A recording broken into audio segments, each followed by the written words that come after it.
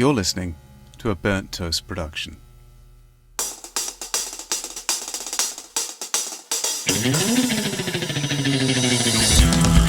The Terrible Business of Salmon Dusk, written and read by Myke Bartlett. Book 1, How to Disappear Completely.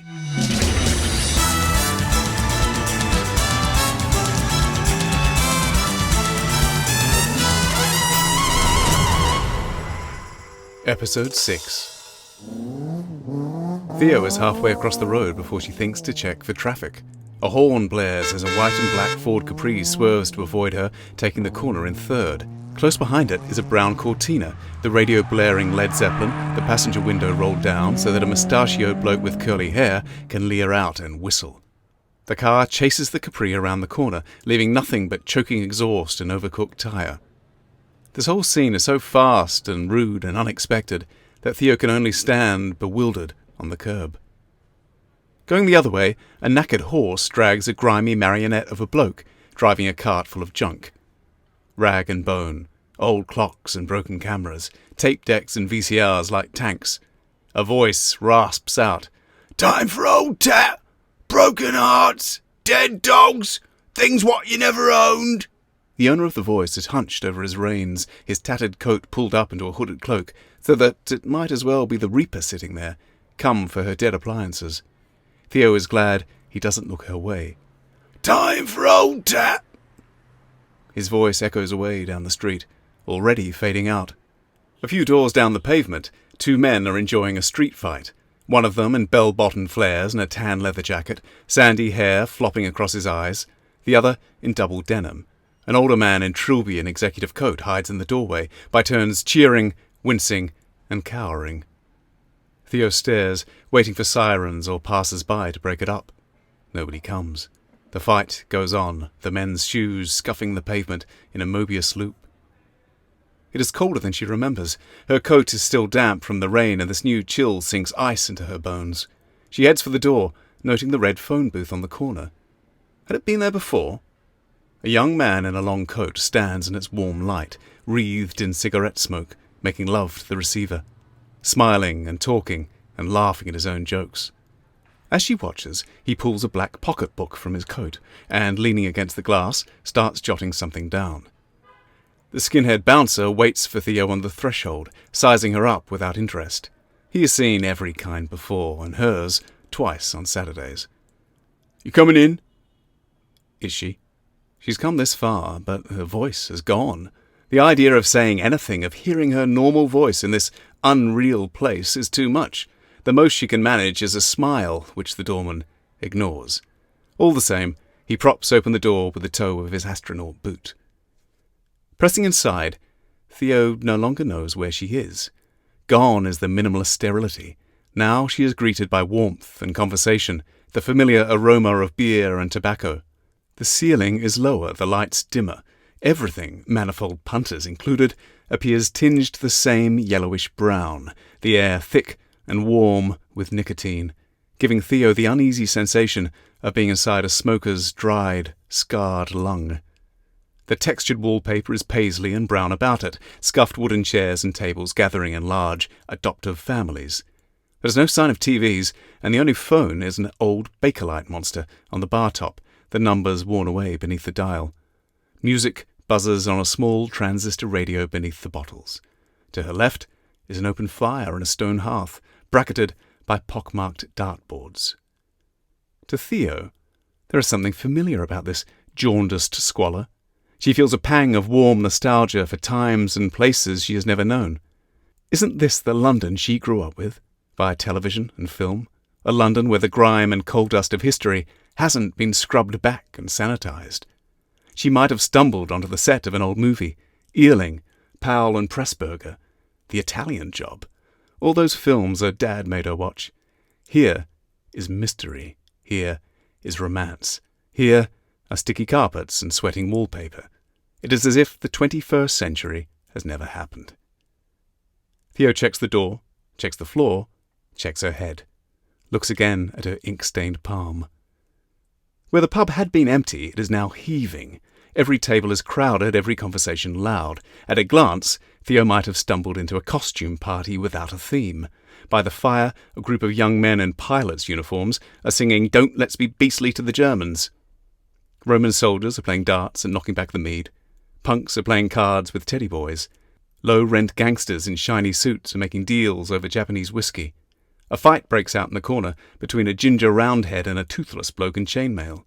The bouncer moves in quick to confiscate sword and pistol. "You're both barred," he says. "Again!" The pair sulk for the door. There is no sign of Carol and her name badge. The woman behind the bar is probably mid-40s, but dressed younger, in classic punk chic. Half a tin of purple paint is spread across her cheeks like a pair of vicious bruises, and a thumbprint of lipstick is pressed between chin and Cupid's bow. Her frizzy hair grows in every direction like a particularly attractive fungus. She watches Theo approach with a tired kind of pity. Here we go again, she thinks. "What can I do for you, my lovely?" "Hello?" "First time on a manor?" Theo nods, then shakes her head. "I was in here before, I think."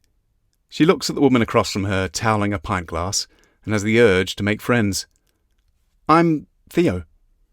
The woman gives her a frown. Theo reads its creases for signs of pity or embarrassment. "Constance," she says. Feeling more generous, she adds, "Let me guess, broken heart, right? You have that look about you, if you don't mind me saying." There's an appealing theatricality to this woman that Theo finds oddly reassuring, as if all of this is a game, that there might be rules to make sense of things that have none. "My boyfriend disappeared last night?" "It happens." "Does it?" "More often than not, my darling, but fret not. This is as good a place as any to start again. Give it time and you'll find the right manner, and all that hurt and shame and whatever else you're carrying will be in the dim and distant. I can do you a room here short term. Reasonable rate." Constance leans in to wink and whisper, "Are you still carrying?" Theo blinks. She wants to understand. "Money?" "Time, my sweetheart. Most trade it in before setting foot on a manor. Half try to buy it back a fortnight later. The two witches will have stung you a future or two, correct?" Theo nods, shakes her head, nods. No, she is convincing nobody. "Sorry, I think I have a condition where ordinary words no longer make sense to me. I didn't understand a word you just said." "The ink on your thumb. That was the sisters, yes?" "The girls at the bus stop. They said something about a £20 note." "Yes, well, those harpies aim low. They only want a moment of your time. Others will want a lot more than that, believe me." The landlady speaks with such sudden gravity that Theo feels guilty for understanding nothing. Deciding to stick to what she does know, she says, "I came here to find my boyfriend. I was given a card?" "Oh." Constance puts down her glass. Her eyes narrow and her pursed lips hold the vowel. "Your lost squeeze. You came here for him." Theo takes out one of the Polaroids she was given and lays it on the bar. "Nobody else remembers him. A policeman, I think he was a policeman, seemed to think I might be crazy. Maybe he was right." Constance frowns. She turns the photo over without looking at it. "And you think you want to find him?" Theo looks at the back of the photo the landlady has refused. "I thought so. Why do you ask?" "People usually have a reason to disappear, my darling." She slides the photo back. Theo wants to ask more. Has she seen Josh? But the woman grins and is off into the grand bonhomie of the hostess. "To be absolutely frank, I thought that's what you were doing here, my lovely. Sometimes it's better not to know. That's long been my philosophy." Theo takes back her photo, wondering again if she has it all wrong. If your lover disappears, maybe the polite thing is not to ask why, and to never go looking. She wonders what it would be like, never knowing, the ghost of Josh forever lurking. "I don't think I can be that philosophical," she says. "Why don't you have a drink?" "That is more my kind of philosophy." "What can I get you?" Theo checks out the bottles behind Constance. Names and brands she half remembers from old magazine adverts. Stacks of ashtrays, the beige paisley, a calendar of topless women dated 1979. She looks at what is on tap, bitter, lager and ale. Not a craft beer to be seen. She is mostly alone at the bar. The old man 2 stools up could almost be the same cloth cap she saw half an hour ago, wondering where he was. He sits hunched over a half-empty glass, ready to defend it from all comers. Meeting Theo's eye, he snarls. Constance smiles, patient. Don't mind him. She slides the pint of bitter across the counter to the punter who has just walked in. He's off sick, she says. This new punter is, Theo thinks, the only man in the room who looks like he belongs here. He is wearing a wide-lapelled, brown pinstripe suit, a fat tie, and a wing-collared shirt. His hair is brill-creamed, his sideburns chunky, and he is looking about with more confusion than even Theo has managed. "Where's—" he says, before realizing Constance has answered him. "Oh." "They're students." He jerks his thumb over his shoulder. "Who—" "Oh. Rag week." "Is it—" "Ah." "Bitter. Here you are." Constance nods at the glass that is already in front of him. "A pint of— right." Finding his conversation redundant, the man fishes in his pocket for a handful of change that he empties onto the counter. Constance waits for him to wander off before tossing the coins into the nearest bin. "Regular," Theo says. "A local. I only met him once. Well, that's every night for me." Theo decides to leave that alone. "Are they students?" Constance laughs. She takes Theo's right hand and turns it over, revealing her ink-stained palm. "Come now, my sweetheart, you don't really believe that?" With a sinking feeling, Theo realizes the woman is right. Theo is a sensible person. She prides herself on that. Of course, she wants to argue with all of this to point out to everyone between these walls that they can't be here, that she can't be here. But she knows that something has happened. Rules have been rewritten to allow for the impossible. "No, I don't think I do. But I am worried about the implications. That calendar? Not very women's lib, is it?" the landlady says, following her gaze to the calendar. "Still, the punters seem to like it. Never understood the fuss about boobs myself, but that's men for you. Wish I could say I never understood the fuss about them." Women's lib. It says 1979? Yeah. Time marches on, everywhere except here. Constance is dead serious. Matter of fact, as a neurologist, or your communal garden nutter. Theo considers her words, looking for an alternative reading, some metaphorical profundity. She can't find one. "Thing is, I was in this pub before.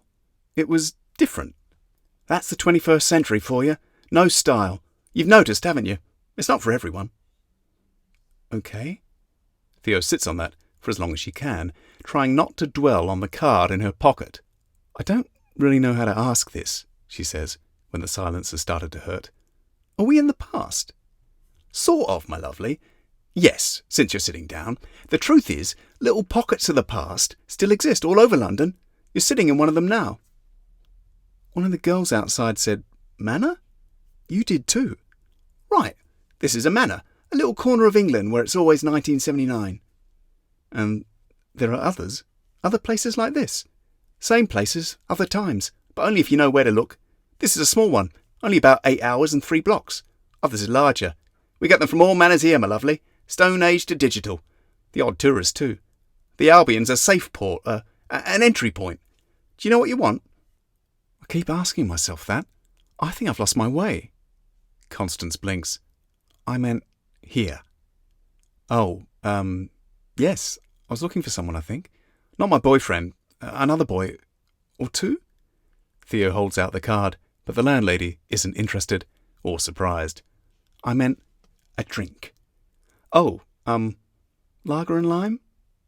Constance nods, picks up a glass, and pulls a pint. Adding a dash of cordial, she slides it over. Theo reaches for her purse, but the landlady shakes her head. "There's a slate running. I'll get me money. One day." "Oi!" She clicks her fingers at the old man down the bar. His pint glass is now full again. "I've told you before, you can't sit on one all night. I've got overheads. Last warning." The man mumbles assent and empties his glass. Constance gives him a last tut and brings Theo her pint. She flaps her tea towel southwest. "Corner booth, next to the Picks. Edney's book as usual." The ease of this, after everything, is bewildering. "Really? I'm in the right place? Well, don't get too excited just yet." Leaning back, Theo can see past the old bloke to the last in a row of booths against the far wall. A young man is sitting alone, hunched over a cup of coffee and an open book. His trilby is on the table in front of him, but Theo recognizes the scowl. This is the boy who gave her the photographs. A pinched-looking man in a white suit is hovering by the boy's right shoulder. There is something of a faded county vicar to him. He has a thin moustache, brilliantine strands of dark hair plastered east and west, and is crumpling a Panama hat between nervous hands. As with everything else in this place, there is an air of anachronism. He looks as if he dressed 50 years ago for a garden party and has never changed his clothes since. In the centre of his chest, a few centimetres from his heart, hangs a heavy silver locket with a chain to match. Inscribed with filigree, it appears somewhat incongruous, too showy for a vicar sharing sandwiches with his flock. As Theo watches, the man picks at the boy's elbow, and the boy brushes him away, with a sort of distracted annoyance afforded a blue bottle. The man steps back, admonished, hat crumpled further, into a lurking impatience. The card is still between Theo's right finger and thumb. She considers the rough typeface. Is the boy Salmon or Dusk? She thinks of the leader of the girl gang, rain glistening on her dreads. You want Nero, he's all right. She looks again at the card, almost feels ready to embarrass herself. There is something about the daftness of this bar, the distance it feels from her usual life, that brings a kind of liberty or recklessness. She can disgrace herself and disappear without the faintest bruise. Besides, she has come this far, hasn't she? First and last bit of advice, my sweetheart, Constance says. Don't trust any of them. They've been outside the rules so long they figure nothing applies. Theo has another mouthful of lager, considers it, and everything else. The smile she gives the landlady is that of a woman tired of being the butt of other people's jokes. It's not true, though, is it? Any of it? I mean, it can't be. Seriously. Constance smiles with undue patience. The first drink is on the house, my darling, she says. I think you've got a few sharp shocks coming. Twisting her head left, she bellows at the man whose glass is once again full. Right, get your coat! You're barred!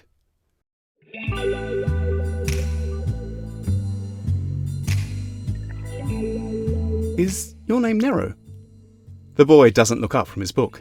It is a paperback, well thumbed and spine broken, flattened against a beer mat on the table. I don't know. Who's asking? His voice is gruff London. I am? Dark eyes flick up at her, a quick assessment and a dismissive sniff. Still don't know. Theo stands her ground. You gave me this card. No, I didn't. The frustration of a day that has felt designed to confound her begins to simmer again. Sorry, am I saying the wrong words? Is there some kind of code? With infinite regret and a half pint of patience, the boy looks at the card. Okay, maybe I will give you the card, but I ain't done it yet. What does that mean? It means he'll be with you in a minute. His lordship? Oh, you know him. So you are Nero. She hears the boy's teeth click with annoyance. The man in the white suit steps forward. I was here first. I've been waiting nearly half an hour. The boy winces and mutters something Theo doesn't catch. He glances up at Theo. Part your bleeding arrows, then. When Theo only blinks, Nero looks disappointed. Sit down, he says. Not you! This latter objection, hissed through his teeth, is directed at the linen suit, whose backside is halfway to a chair. Again the man retreats to stand by the bar. Theo sits down across from Nero, coddling her pint and wondering about making conversation. Thinking better of it, she glances around the bar, looking for someone who might be the other half of her business card. The occasional partly baked face lifts from a drink to glance her way, but nobody seems much interested in her. The booth beside hers is occupied by 6 men, wearing little but flowery tattoos. They are rowdily, if joyfully, arguing about something. At first, Theo thinks they are speaking English with a heavy regional dialect, then wonders if it might be Gaelic. Every other table or booth is much the same. Private tribes in their own pocket worlds, like a collection of different clubs or hobbyists, each engaged in passionate conversation, but none of them with anything to say to their neighbours. Picts and Romans, Roundheads and Cavaliers, wartime Tommies and pinstriped gangsters, suffragettes and skinheads. It is as if all of London's history is happening at once, and the punters here have just stepped out for a swift pint or 3. She tries to imagine that everything Connie has told her is true, that each of these punters will, come closing time, head back to their own manor, a small patch of London that might be centuries apart from the streets around it. She is embarrassed at herself for entertaining the thought. But there is another feeling as well, one she does her best to tamp down. Is it excitement? If this is a manor, if she is sitting in a pub in 1979, if this is happening now, tonight, where might she be tomorrow night? And when? Theo shakes her head and sips her lager and lime. It is sweeter than she likes and 10 times as warm. Out of the corner of her eye, not wanting to be obvious, she takes in Nero. His top shirt button is fastened, his two-tone brogues are polished, there is a gold watch around his wrist and a couple of ostentatious rings to match on 3 fingers of each hand. Beneath the fur coat is a blue teddy boy suit. The black coffee on the table is half drunk, but there is a full pint of bitter that he hasn't yet touched. At first glance on yesterday's Camden Street, she noticed only the surface scratches and scruff. Now she sees the thought and effort, the careful assembly of his outfit. Everything is second-hand, stolen or borrowed, but chosen with purpose. Theo has the feeling this boy has created himself from these clothes, as if hoping he might one day grow into them. Nero is aware of her attention, but studious in ignoring it. His attention remains fixed on his book, the cover of which he keeps pressed to the tabletop. When that isn't enough to diffuse Theo's interest, he looks up to object and sneezes. Once, twice, 4 times. A handkerchief comes out and flaps about his damp nose and watering eyes. Theo smiles. She's glad to have something, anything, to talk about. Are you okay? He glances at her as if this is her fault. I'm allergic, he says, pocketing his hanky. To me? Cat hair in the coat. So it's not mink? Nero makes an effort to miss her joke. Theo persists. Do you have a cat? 23 last count. Theo puts down her pint. You've got 23 cats? Only till Tuesday. Okay. Once again, Theo gets the feeling this boy is taking pleasure in being obtuse. His nonsense is there to build a distance between them. She isn't having it. Do you have conversations? Ever, I mean, because talking to you is making me feel like I've forgotten how. Nero only gives her a blank stare. He seems about to say more, but instead sneezes another 8 times. Achoo! Achoo! Achoo! Achoo! Achoo! Achoo! Achoo! Bloody cats. If there is more coming, it never arrives. The man from the phone box slides into the booth beside Nero, cheerily thumping an empty pint glass on the table. Give us 5p, he says to Nero. I gave you my last one 10 minutes ago, so give us another. He puts out a palm, and with the longest feasible hesitation, Nero presses a coin into it. The man glances at Theo. Who's this? She's one of yours. Is she? The man gives Theo a hopeful smile that she accidentally returns. She has the instant impression that he finds her amusing for reasons that elude but worry her. Where'd you find her? She found me. His hair is tousled in a shaggy quiff. A silk tie is loose around his crumpled collar, his pinstripe waistcoat is unbuttoned, and his checkered trousers rolled above 12-hole cherry-red Doc Martens. A hand-rolled cigarette is wedged behind his right ear. That much is arts student at the disco. But over it all is shrugged a long tweed coat, an ancient, multi-tailed and heavy-cuffed thing that might have been cut for the restoration. It is the sort of coat that takes serious confidence to leave the house in. He is younger than Theo thought at first, probably more or less her own age, and almost pretty, with high cheekbones and a strong jaw. The blue eyes are honest, but there is something wicked about the mouth. Feeling it will be easiest, Theo takes an instant dislike to him. Snatching the full pint from where it has been waiting, the man turns back to Nero. Keep her on a simmer. I'll be back in 10. Nero pulls back his left cuff and taps the watch there. We've got a meet in 5. But the other man is gone in a flare of tweed. Is he a friend of yours? Theo asks.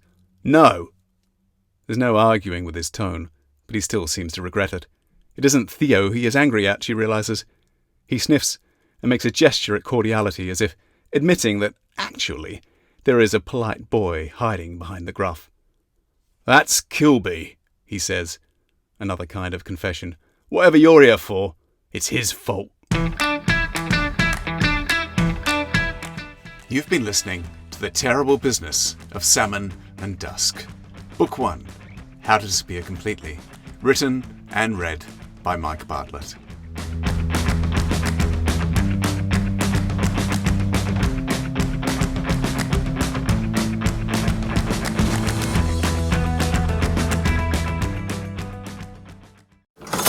You've been listening to a Burnt Toast production.